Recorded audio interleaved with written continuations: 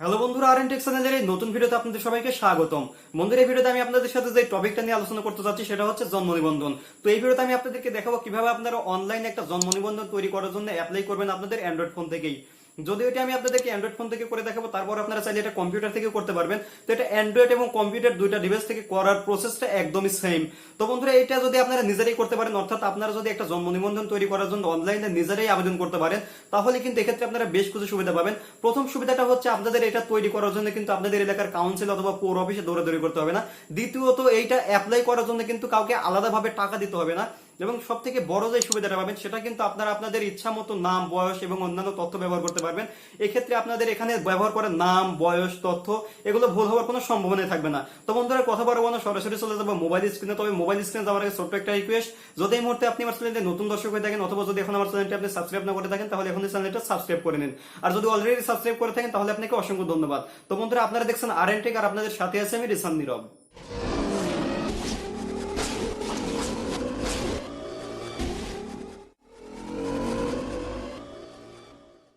বন্ধুরা, প্রথমে আপনারা আপনাদের কম্পিউটার অথবা অ্যান্ড্রয়েড ফোনের যে কোনো একটা ব্রাউজার ওপেন করে নেবেন। আমি এখান থেকে ফায়ারফক্স ব্রাউজারটা ওপেন করে নিয়েছি। আপনারা চাইলে যে কোনো ব্রাউজার ওপেন করে নিতে পারেন, কোনো সমস্যা নেই।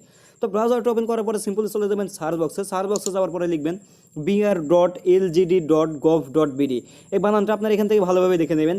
এটা লেখার পর আপনারা এখান থেকে গোতে ক্লিক করে দেবেন।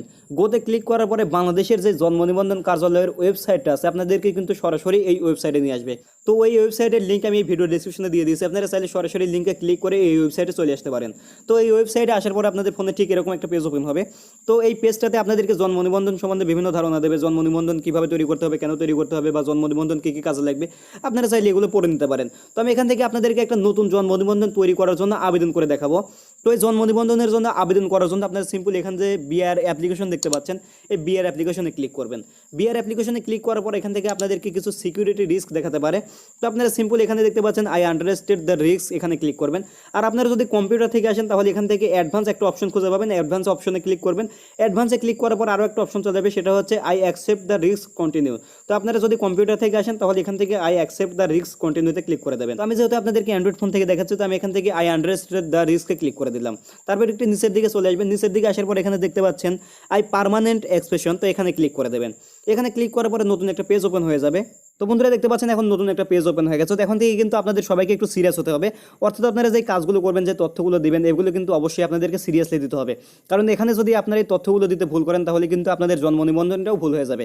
তো আপনারা সিম্পলি নিচের দিকে দেখতে পাচ্ছেন নির্বাচন করুন, এই নির্বাচন করুনে ক্লিক করবেন। এখানে ক্লিক করার পর এখান থেকে আপনাদের বিভাগটা সিলেক্ট করে দেবেন। তো আমি এখান থেকে আমার বিভাগটা সিলেক্ট করে দিলাম রাজশাহী বিভাগ। তো এবার দেখুন এখানে কিন্তু আরও একটা নতুন ঘর তৈরি হয়ে গেছে। সিম্পলি আপনারা এই ঘরে চলে যাবেন। এই ঘরে যাওয়ার পরে সিম্পলি আপনাদের যে জেলাটা আছে আপনারা এখান থেকে আপনাদের জেলাটা সিলেক্ট করে দেবেন। তো আমি আমার জেলাটা এখানে সিলেক্ট করে দিলাম। জেলাটা সিলেক্ট করার পর দেখতে পাচ্ছেন আরও একটা নতুন ঘর তৈরি হয়েছে। তো এখানে যাওয়ার পরে আপনাদের যেই উপজেলাটা আছে উপজেলাটা সিলেক্ট করে দেবেন। তো আমি এখান থেকে আমার উপজেলাটা সিলেক্ট করে দিলাম। উপজেলাটা সিলেক্ট করার পর দেখতে পাচ্ছেন আরও একটা নতুন ঘর চলে আসছে। তো আপনারা এই ঘরে আবার ক্লিক করবেন। এই ঘরে ক্লিক করার পরে আপনাদের যে ইউনিয়নটা আছে আপনাদের ইউনিয়নটা সিলেক্ট করে দেবেন। তো আমি এখান থেকে আমার ইউনিয়নটা সিলেক্ট করে দিলাম। ইউনিয়নটা সিলেক্ট করার পর আরও একটা ঘর চলে আসবে। এই ঘরে আপনাদের যেই ওয়ার্ড নাম্বারটা আছে ওয়ার্ড নাম্বারটা লিখে দিতে হবে। তো এখন আরও একটা ঘর চলে আসছে। আমি এখান থেকে গিয়ে সিম্পলি আমার ওয়ার্ড নাম্বারটা আমি লিখে দিলাম।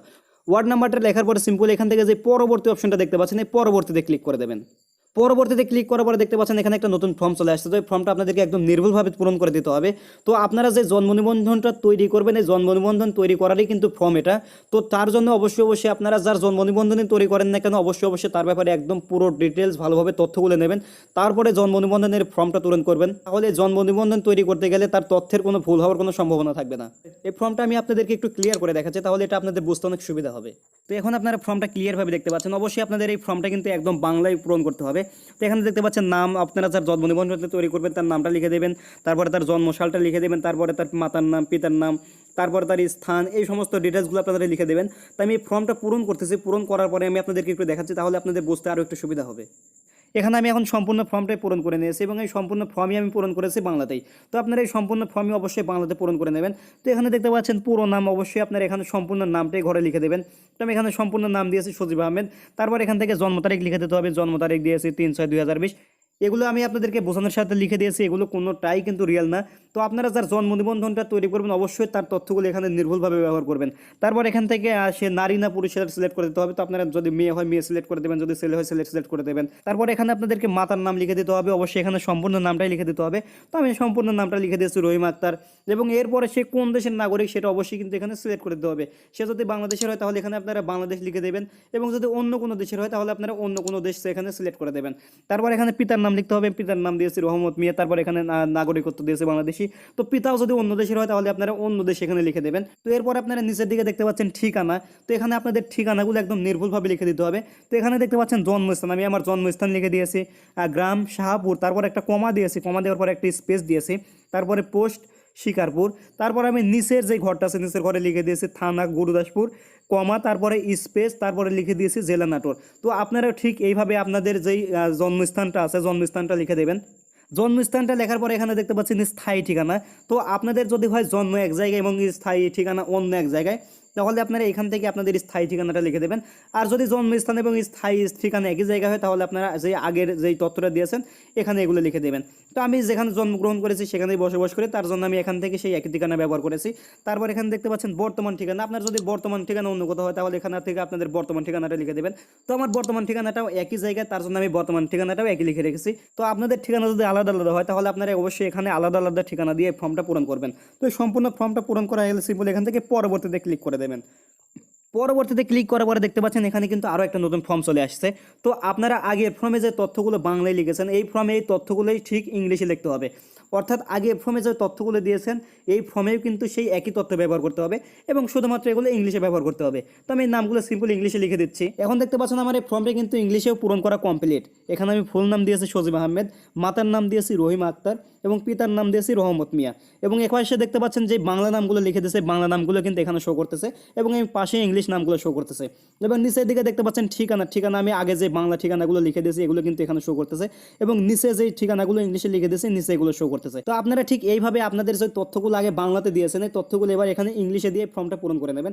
এই ফর্মটা পূরণ করা হয়ে গেলে সিম্পল এখান থেকে পরবর্তীতে ক্লিক করে দেবেন। পরবর্তীতে ক্লিক করার পর এখানে আরো একটা নতুন পেজ ওপেন হবে। তো এখন দেখতে পাচ্ছেন আরো একটা নতুন পেজ ওপেন হয়ে গেছে। তো এই পেজ থেকে আপনারা যে তথ্যগুলো দিয়েছেন এই তথ্যগুলো প্রিভিউ দেখে নিতে পারেন, অর্থাৎ আপনাদের তথ্যগুলো সবকিছু ঠিক আছে কিনা বা কোথাও কোনো তথ্য ভুল হয়েছে কিনা। তো এখানে যদি সবকিছু ঠিকঠাক থাকে তাহলে সিম্পল এখান থেকে সংরক্ষণে ক্লিক করে দেন। সংরক্ষণে ক্লিক করার পরে এই জন্ম নিবন্ধনটা তৈরি করার জন্য বাংলাদেশ জন্ম নিবন্ধন কার্যালয়ে অফিসে একটা আবেদন চলে যাবে, এবং তারা এগুলো প্রিভিউ করে দেখবে। প্রিভিউ করে দেখার পরে যদি সব তথ্যগুলো ঠিকঠাক থাকে তাহলে তারা এটা অ্যাকসেপ্ট করে নেবে। এটা অ্যাকসেপ্ট করার পরে যার জন্ম নিবন্ধন তৈরি করবেন তার পাসপোর্ট সাইজ 1 কপি ছবি এবং তার মা বাবার ন্যাশনাল আইডি কার্ডের ফটোকপি নিয়ে যদি আপনাদের এলাকার কাউন্সিল অথবা পৌর অফিসে যান তাহলে 2-1 দিনের ভেতরে আপনাদের এই জন্ম নিবন্ধনটা আপনারা হাতে পেয়ে যাবেন। এর জন্য কিন্তু অবশ্যই আপনাদেরকে এটা স্ক্রিনশট দিয়ে রাখতে হবে অথবা এটা পিন করে ডাউনলোড করে রাখতে হবে। এখানে দেখতে পাচ্ছেন লেখা আসছে জন্ম নিবন্ধক আবেদনটি সংশ্লিষ্ট নিবন্ধক কার্যালয়ে দাখিল করা হয়েছে, অর্থাৎ এটা আবেদন করা হয়েছে। তারা যখন এটা আবেদনটা অ্যাকসেপ্ট করবে, অ্যাকসেপ্ট করার পরে এটা আপনারা আপনাদের এলাকার কাউন্সিলে গিয়ে নিয়ে আসতে পারবেন। তো এখন কথা হচ্ছে আপনারা কিভাবে বুঝবেন যে এটা অ্যাকসেপ্ট করা হলো কি না বা কবে অ্যাকসেপ্ট করা হলো। তো এর জন্য আপনাদের কিন্তু এই পিনটার প্রয়োজন হবে। তো আপনারা এখান থেকে পিনটা কপি করে নেবেন, আর অবশ্যই কিন্তু এই পিনটা আপনারা সেভ করে নেবেন। তো আমি এই পিনটা এখান থেকে কপি করে নিলাম। কপি করে নেওয়ার পরে সিম্পলি আপনারা আবার এই সাইডে চলে আসবেন। এই সাইডে আসার পরে এখান থেকে দেখতে পাচ্ছেন অ্যাপ্লিকেশন স্ট্যাটাস, এই অ্যাপ্লিকেশন স্ট্যাটাসে ক্লিক করবেন। অ্যাপ্লিকেশন স্ট্যাটাসে ক্লিক করে নতুন একটা পেজ ওপেন হয়ে যাবে। নতুন পেজ ওপেন হওয়ার পরে এখানে একটা খালি ঘর দেখতে পাচ্ছেন, এই ঘরে আপনারা যে পিনটা কপি করেছেন এই পিনটা এখানে পেস্ট করে দেবেন। পিনটা পেস্ট করে দেওয়ার পর এখান থেকে গেট স্ট্যাটাসে ক্লিক করবেন। এখন এখানে দেখুন লেখা আসছে your birth registration application has been submit to the concerned registered and the registration is in process. The application submission date is, এখানে তারিখটা লেখা আসছে কবে আমরা আবেদন করছি। তারপরে এখানে নিচে লেখা আসছে thank you for using this service. তো এখানে বোঝাচ্ছে আমরা যে জন্ম নিবন্ধনটা তৈরি করার জন্য আবেদন করেছি এই আবেদনটা বর্তমানে প্রসেসিং আছে। এটা প্রসেসিং হয়ে গেলে আমাদেরকে জানাবে যে এটা তারা অ্যাকসেপ্ট করবে কিনা। তো এটা যদি তারা অ্যাকসেপ্ট করে তখন আমরা খুব সহজেই কিন্তু আমাদের এলাকার যে কাউন্সিল আছে বা পৌর অফিস আছে সেখান থেকে আমরা খুব সহজে আমাদের এই জন্ম নিবন্ধনগুলো উঠে নিয়ে আসতে পারবো। আর সব থেকে বড় কথা হচ্ছে এগুলো আমরা একদম নির্ভুলভাবে তৈরি করতে পারবো এবং কারো পিছিয়ে কিন্তু দৌড়াদৌড়ি করতে হবে না। তো বন্ধুরা এই ছিল মোটামুটি অনলাইনে জন্ম নিবন্ধন তৈরি করার সম্পূর্ণ প্রসেসগুলো। তো আশা করি আপনাদের এই ভিডিওটা ভালো লেগেছে। যদি ভালো লেগে থাকে অবশ্যই ভিডিওতে একটা লাইক দিয়ে দিন এবং এই ভিডিও সম্বন্ধে আপনাদের মূল্যবান মতামত কমেন্টসে জানিয়ে দিন। বন্ধুরা কথা হবে পরবর্তী ভিডিওতে, সে পর্যন্ত সবাই ভালো থাকবেন।